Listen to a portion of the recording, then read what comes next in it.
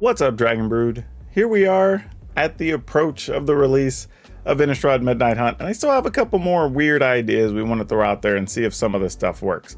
I don't really know, but we're going to be trying a few things to see if we can make some stuff happen, and today we're going to show you a Superfriends list. I know people tend to like those because if you like Planeswalkers, you get to put a whole lot of them in this list, but this is mostly because of one particular card that's been released in Innistrad Midnight Hunt that kind of needs you to have Planeswalkers to get the most use out of it. So we're going to see if this works out or not, and we're going to jump right into this 4-color Superfriends list.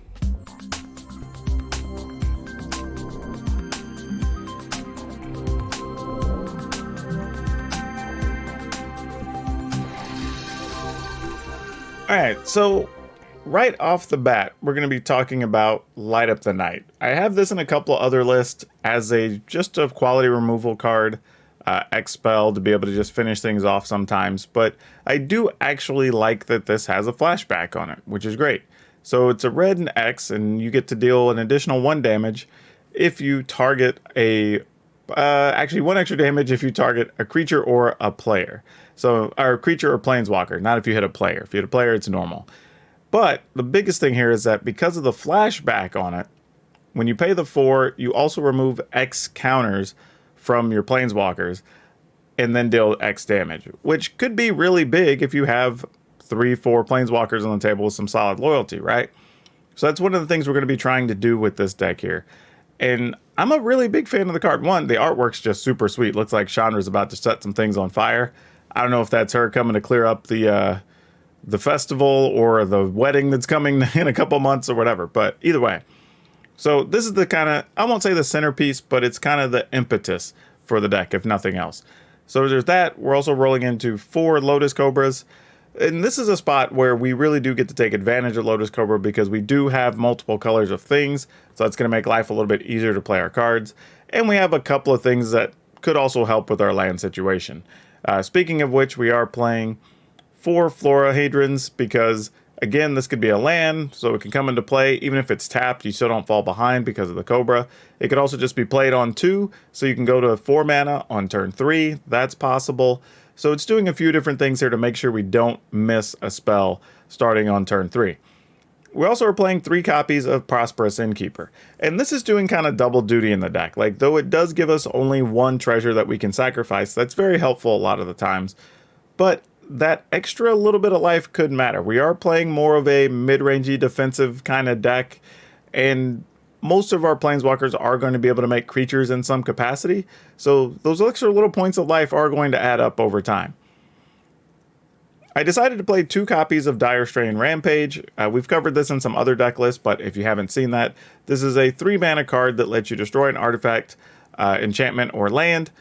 If you destroy one of those, the controller gets to go search for a basic land and put it into play. If you destroy a land, they get to go search for 2. You can target your own things with this card, and it's very possible that in this list we might, because we may need to go get a white land, a black land, any semblance of things that we need to fix our mana situation. We could get more triggers again from the Lotus Cobra, or if nothing else, we can just ramp up to being able to play our 5 mana things on the next turn. So it's giving us quite a few options on this list, but again, even if just defensively, you can just destroy something on the opponent's side if you need to. Now we're playing 3 copies of Arlen the Pax Hope. I think this is the 3rd deck list so far this season I have with it, and I have a feeling it's going to be a lot more. Arlen just seems very, very good. I don't know, like this is weird to say, but I'm hoping it's not quite as good as we all think it is, because otherwise this is just going to be a card we're going to get tired of seeing for a while, because it is really solid here. Mostly being played on the front side, making 2 creatures. On the back side, getting additional mana and being a 5/5 creature is also very good. So there's really nothing even mediocre that Arlen does that you're not going to enjoy. We are playing 2 copies of Binding of the Old Gods, and this is just another way to kind of remove some things, but it does give us the ability to go ahead and search for some lands, and that'll help ramp us up to be able to play our other spells that we need to play, because we do have several pricey spells since we're playing so many planeswalkers. We do have 3 copies of Veska's Chariot, and again, making 2 creatures. We're going to have tons of counters of creatures of different varieties, so you're going to be able to copy tokens of who knows what. You're going to be copying wolves or cats or spiders, or there's going to be choices, is what I'm saying. There'll be plenty. So that's actually great. You should always be able to activate the chariot with very little issue. It does make 2 creatures, which is also nice, so you don't want to really discount that either.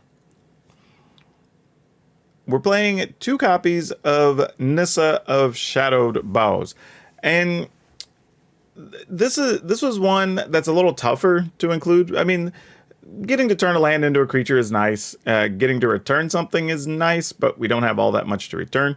But I will say this, using this along with some of the other cards where you can just get extra lands into play and whatnot, does allow you to put more landfall triggers on Nissa, which does fuel Light Up the Night for a lot of extra damage. I mean, it is possible that you could, on back-to-back turns, say, like, Light Up the Night for 4 to 5, and then the next turn finish the opponent off with maybe, 9 points from your planeswalkers or something.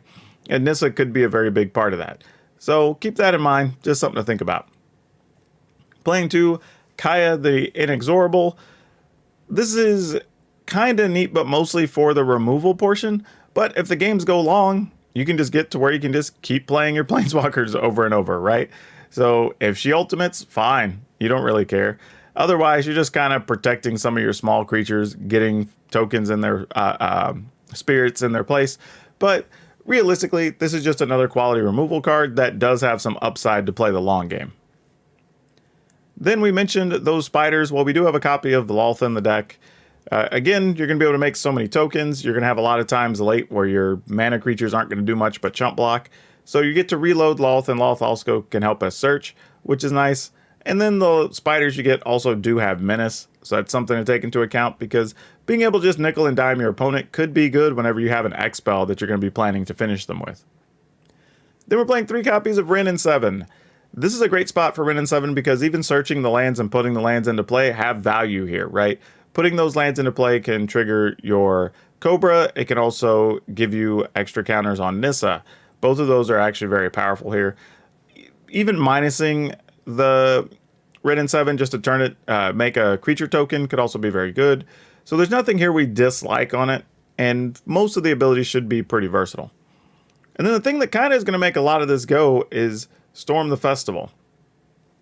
And if you haven't seen Storm the Festival, it is a 6 mana sorcery, but you look at the top 5 cards of your library, you put 2 permanents of 5 mana or less onto the battlefield. You put the rest on the bottom in a random order, and it has flashback.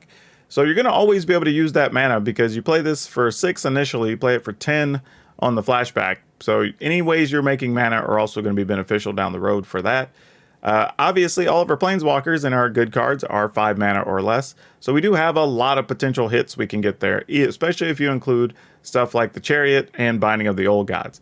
It's also one of the other reasons I wanted to include Binding of the Old Gods is that if you're in a hard spot and you just need to find removal, it does give you at least an opportunity to find it and be able to put it into play. So, I mean, it's only 2, so your hit rate's not going to be very high, but it is a chance that in some tough corner cases you can find some outs for yourself. Now, as far as the lands, we're kind of all over the place trying things out right now. We do have 1 each of a basic forest, mountain, plains, or actually of a mountains, plains, and swamp. We do have 4 forests, but this is allowing us to be able to search for those if we need them. Whether we need to go search extra forest out, we can go get those with Binding of the Old Gods. If we're using the Dire Strain, we could go ahead and find one of these basics, or even both basics if we felt we needed to go get like a mountain and a plains, or a swamp and a plains, or whatever, to set ourselves up for other plays. We are playing a bunch of different pathways, obviously, because we need to get those, and we are playing a full set of the Rockfall Vale. So not a ton of multicolor things, but we're hoping it's enough because we're splashing things. Plus, don't forget that the Lotus Cobra can make any color, and we are getting a little help from the Prosperous Innkeeper, also producing treasure that can make any color. So we do have a few outs.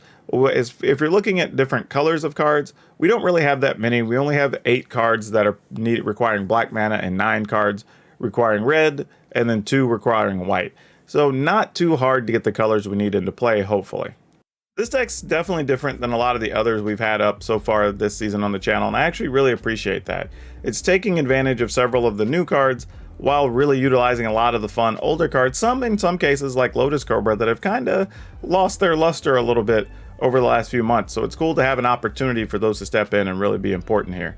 And I do like that this deck plays very differently than a lot of other things you may see in the beginning of the season. So you're going to catch some of your opponents off guard just being able to play a bunch of mana things, play your big planeswalkers, put a bunch of chump blockers in the way, and then before you know it, you've only done maybe 6 or 8 damage to the opponent, but then you just burn them out with the big X spell. So could be kind of cool. It's going to be something different. We'll see how it plays out, but I actually like where this is going.